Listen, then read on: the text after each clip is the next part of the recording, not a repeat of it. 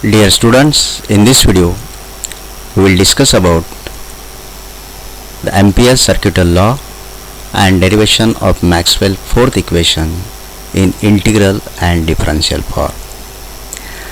So let us first of all see the type of the question which can be asked in the examination.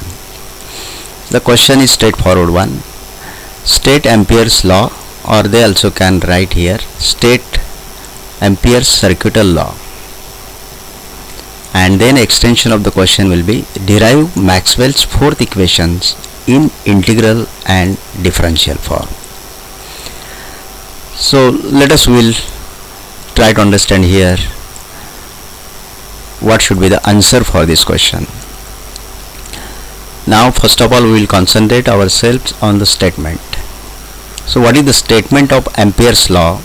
The statement is like this: the line integral of magnetic field B along a closed path due to current is equal to the product of the permeability of free space and the current enclosed by the closed path. I am repeating this one.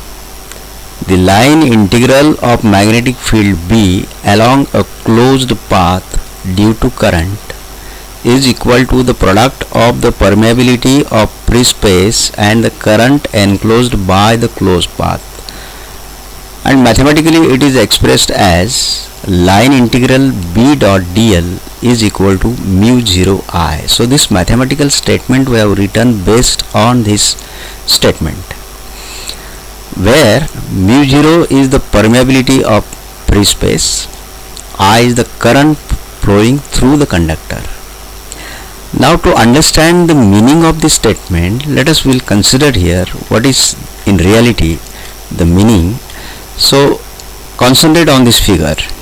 What we are observing here, you are observing here the one conductor in the hand, and current is passing through the conductor in upward direction. So this is the direction of current. So what will happen here? Due to the current flow through the conductor, definitely as per the right hand rule, the magnetic field will develop around the conductor. So note that this green circle represent the locus of magnetic field points at a distance r from the conductor. So that means the magnetic field lines or concentric circles will form around this conductor through which the current I is flowing. And based on this picture, so this is the statement. So what is the line integral of magnetic field B along a closed path due to current is equal to the product of the permeability of free space and the current enclosed by the closed path. Is it? Now the same thing is repeated here. Consider a straight conductor in which current I is flowing. The current produces the magnetic field B around the conductor. You also may refer that figure. The magnetic field lines are in the form of concentric circles. Ampere showed that the flux density B at any point near the conductor is directly proportional to the current I and inversely proportional to the distance r from the conductor. So this statement mathematically one can write here: magnetic flux density B is directly proportional to I. So this sign, due to the formatting, you are observing as an arrow, but this is not arrow. So this B is directly proportional to I. Let us will write this as equation 1. And the second part of this statement is it is inversely proportional to the distance r. So here B is inversely proportional to r. That means B will be more when I is maximum, and here B will be more if r is minimum. That means the change is in reverse.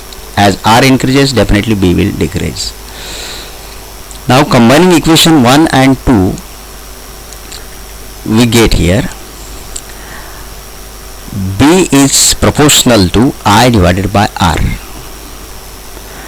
Now just by replacing this proportional sign, one can write the same equation as B equal to some constant, this bracketed quantity is the constant, into I by R.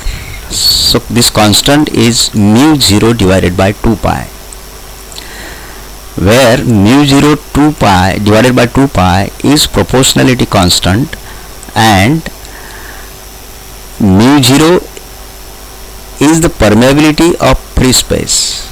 You might be knowing this fact. The value of mu 0 for the free space is equal to 4 pi into 10 to the power minus 7 Weber per ampere meter. Now let us rearrange the equation 3 as we will transfer this 2 pi into R towards left side.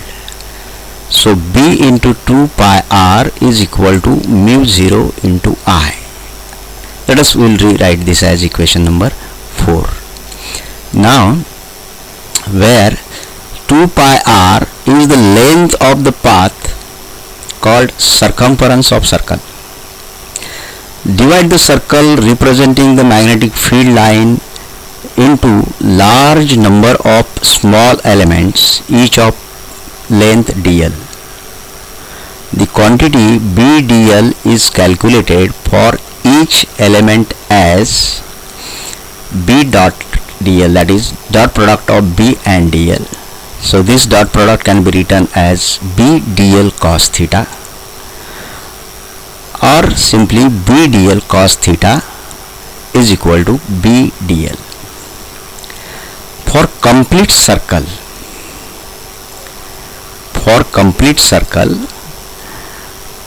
line integral B dot dl is equal to line integral B dl. This is equal to line integral mu 0 by 2 pi R into dl.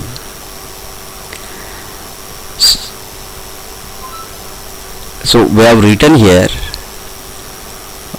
the value of B from this equation. So mu 0 I divided by 2 pi R we have written here. So I think here it is necessary to have the I parameter. Mu 0 into I should be here. Okay, so therefore line integral B dot dl is equal to mu 0 divided by 2 pi R. This is the constant term, we will take out of the integral sign, and remaining factor will be dl. So this is equal to mu 0 I divided by 2 pi R, and the line integral of the dl will be equal to 2 pi R, that is circumference of the circle, because dl is the small part of that circumference. Okay, so therefore finally we have got here line integral B dot dl is equal to mu 0 I, because these two terms will get cancelled out. Okay, so note that here the term I is expected to be added. Okay, so finally we have got here line integral B dot dl equal to mu 0 I. This is equation number 5. Now equation 5 is Ampere's circuital law. So what is this? The statement already we have seen here. The line integral of magnetic field B along a closed path due to current is equal to the product of the permeability of free space and the current enclosed by the closed path. The same equation we are observing here. The line integral of B dot dl equal to mu 0 I, and this is our Ampere circuit law. Now how to get the Maxwell's equations from this law, we will try to understand. According to Ampere's circuital law, line integral B dot dl equal to mu 0 I. The same thing we have rewritten here as equation 6. Now let J be the current density given by current divided by area. So current density itself is the current by area, that is J equal to I by A. We will define this, and therefore the current in terms of current density can be written as I equal to J into A. that is current through whole area can be calculated by taking the surface integral of current density J over surface element dA as I equal to surface integral over the surface J dot dA. So this current value we have written in terms of current density and surface integral. So let us, this is equation number 7. Now substituting the value of current from equation 7, this I, value of I from this equation, in equation 6 we get, this is our equation 6. So the final form will be, left hand side is as it is, that is line integral B dot dl is equal to mu 0, here mu 0 as it is, and instead of I, let us will write here surface integral J dot dA, equation number 8.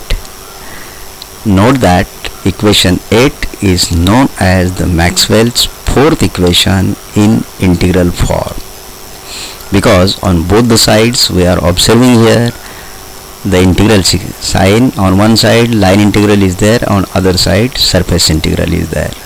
So this is Maxwell 4 equations in integral form, and this is derived on Ampere's circuital law. Now this equation is also known as the integral form of Ampere's circuital law. Now let us derive differential form of Ampere's law as, now since integral form of Ampere's law is line integral B dot dl equal to mu 0 surface integral J dot dA, already we have derived this as equation 8, but we will rewrite here as equation 9. Now again note that using Stokes theorem, which is used to convert line integral into the surface integral, that is LHS of equation 9 can be written as surface integral of del cross B over the surface dA, and therefore the line integral B dot dl is equal to surface integral del cross B dA. So this is we have written based on the Stokes theorem. Now from equation 9 and 10 one can rearrange the terms, because left hand side of equation 9 and left hand side of equation 10 they are equal, therefore we will equate the right hand side of both the equations. So therefore surface integral del cross B dA is equal to mu 0 surface integral J dot dA. This is equation number 11. Now as on both the sides we have here the surface integrals, we have here the surface integration over the surface area dA, therefore we will transfer this right hand side towards the left hand side, and finally it will become like this, surface integral del cross B minus, this is transferred towards left side, minus mu 0 J into dA equal to 0. This equation itself represents that the value of del cross B minus mu 0 J should be equal to 0, and therefore del cross B equal to mu 0 J. Note that the equation 12 is known as differential form of Ampere's circuital law, or differential form of Maxwell's fourth equation. So note that here the small change I would like to inform you is that in this case whatever the term we have got here, that is I factor, should be added here, mu 0 I, here mu 0 I, so already mu 0 I is here, no problem, and finally so at these two places instead of B you have to write here mu 0 I divided by 2 pi r, and here mu 0 I divided by 2 pi r. So the remaining terms are as it is. So for today's we will stop here. Thank you.